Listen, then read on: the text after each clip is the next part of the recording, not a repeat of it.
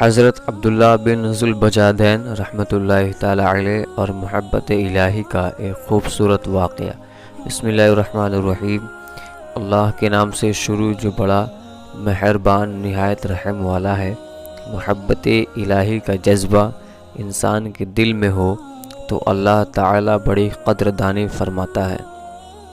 محبت میں ایسی کیفیت ہو جیسی حضرت عبداللہ بن ذوالبجادین رضی اللہ تعالی عنہ کو نصیب ہوئی تھی۔ یہ ایک نوجوان صحابی تھے جو مدینہ طیبہ سے کچھ فاصلے پر ایک بستی میں رہتے تھے۔ دوستوں سے معلوم ہوا کہ مدینہ طیبہ میں ایک پیغمبر علیہ السلام تشریف لائے ہیں۔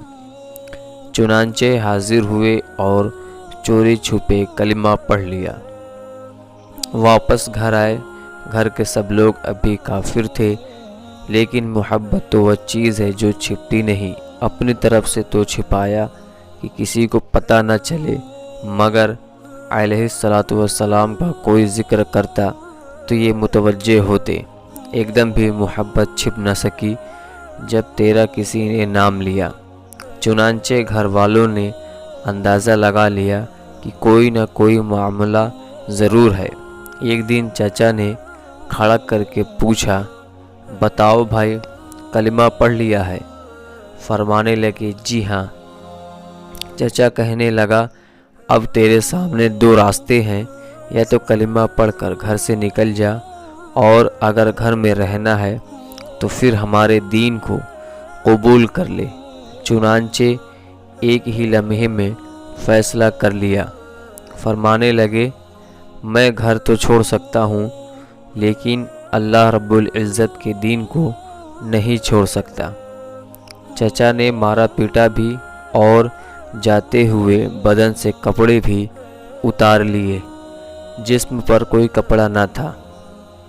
ماں آخر ماں ہوتی ہے، شوہر کی وجہ سے ظاہر میں کچھ کہہ تو نہ سکی، لیکن چھپ کر اپنی چادر پکڑا دی کہ بیٹا ستر چھپا لینا۔ وہ چادر لے کر جب باہر نکلے تو اس کے دو ٹکڑے کیے، ایک سے ستر چھپا لیا اور دوسری اوڑھ لی۔ اسی لیے ذوالبجادین یعنی دو چادروں والے مشہور ہو گئے۔ اب کہاں گئے جہاں سودا کر چکے تھے۔ قدم اپنے آپ مدینہ طیبہ کی طرف بڑھ رہے تھے۔ رات کو سفر کر کے صبح کو نبی اکرم صلی اللہ تعالی علیہ وسلم کی خدمت میں حاضر ہوئے۔ نبی اکرم صلی اللہ علیہ وسلم نے دیکھا تو چہرے پر عجیب خوشی کی کیفیت ظاہر ہوئی۔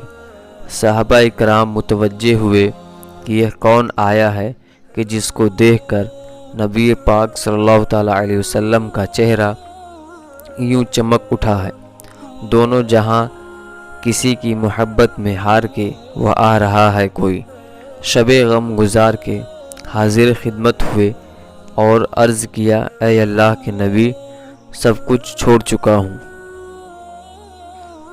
اب تو آپ صلی اللہ تعالی علیہ وسلم کے قدموں میں حاضر ہوا ہوں۔ لہٰذا اصحاب صفہ میں شامل ہو گئے اور وہیں رہنا شروع کر دیا، کیونکہ قربانی بہت بڑی دی تھی۔ محبت الہی میں اپنا سب کچھ داؤں پر لگا دیا تھا، اسی لیے اس کا بدلہ ایسا ہی ملنا چاہیے تھا۔ اسی لیے ان کو ایسی کیفیتیں حاصل تھی کہ محبت الہی میں کبھی کبھی جذب میں آ جاتے تھے۔ آج کل کے لوگ ہیں کہ جناب جذب کیا ہوتا ہے؟ جناب حدیث مبارکہ پڑھو، پھر پتہ چلے گا کہ جذب صحابہ کرام پر بھی طاری ہوتا تھا۔ حدیث مبارکہ میں آیا ہے کہ یہ حضرت عبداللہ ذوالبجادین رضی اللہ تعالی عنہ مسجد نبوی کے دروازے پر کبھی کبھی بیٹھے ہوتے تھے، اور ایسا جذب طاری ہوتا تھا کہ اونچی آواز میں اللہ اللہ اللہ کہہ اٹھتے تھے۔ حضرت عمر رضی اللہ تعالی عنہ نے دیکھا تو انہوں نے پوچھا کہ کیا کرتے ہو۔ یہ سن کر اللہ کے نبی صلی اللہ تعالیٰ علیہ وسلم نے فرمایا، عمر عبداللہ کو کچھ نہ کہو، یہ جو کچھ کر رہا ہے اخلاق سے کر رہا ہے۔ کچھ عرصہ گزرا، نبی اکرم صلی اللہ تعالیٰ علیہ وسلم ایک غزوے میں تشریف لے گئے۔ حضرت عبداللہ بھی ساتھ تھے۔ راستے میں ایک جگہ پہنچے تو بخار ہو گیا۔ نبی اکرم صلی اللہ تعالیٰ علیہ وسلم کو پتہ چلا تو آپ ابو بکر و عمر رضی اللہ تعالیٰ عنہما کو ساتھ لے کر تشریف لائے۔ جب وہاں پہنچے تو حضرت عبداللہ کے کچھ لمحے باقی تھے۔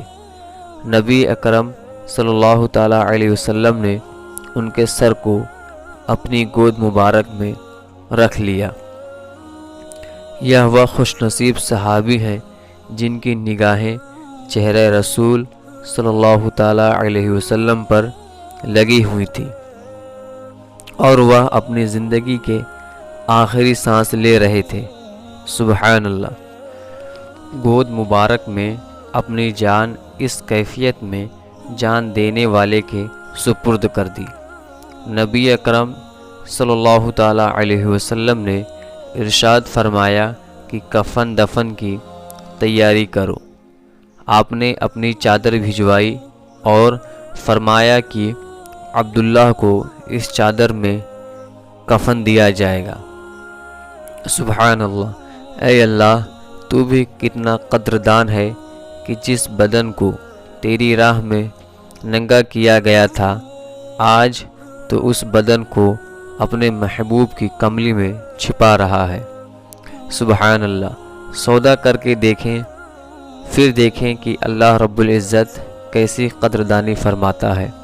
ہم لوگ ہی بے قدرے ہیں کہ اللہ تعالی قرآن پاک میں فرماتا ہے،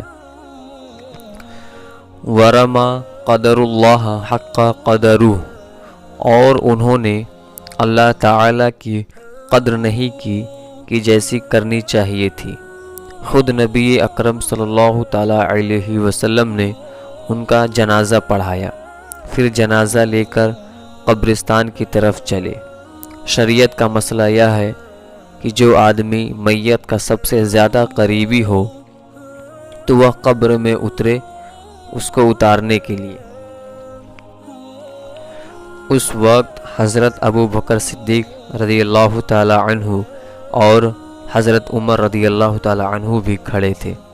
نبی اکرم صلی اللہ تعالیٰ علیہ وسلم نے خود قبر میں اتر کر فرمایا کہ اپنے بھائی کو پکڑا دو مگر ان کے ادب کا خیال رکھنا۔ آپ نے اس عاشق صادق کو اپنے ہاتھوں میں لیا اور زمین پر لٹا دیا، گویا اپنی امانت کو زمین کے سپرد کیا۔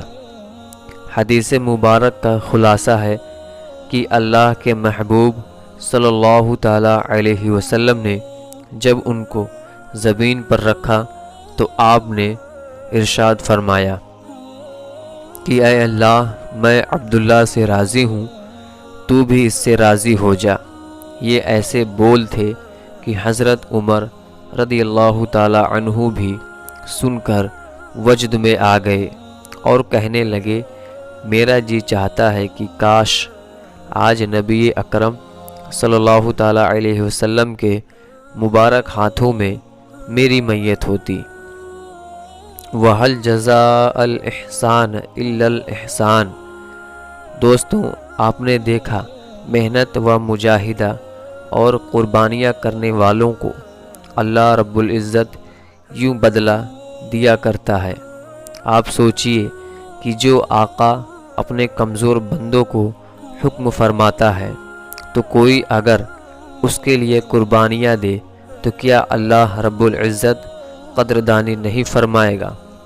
ضرور فرمائے گا۔ میرے عزیز دوستوں، مجھے امید ہے کہ آپ کو ہماری یہ پوسٹ کافی پسند آئی ہوگی، تو برائے مہربانی اس پوسٹ کو اپنے یار دوستوں میں شیئر کریے گا، اور چینل کو اب تک آپ نے سبسکرائب نہیں کیا تو چینل کو سبسکرائب کر لیجئے گا تاکہ اس طرح کی ویڈیو آپ کو سمے پر ملتی رہے۔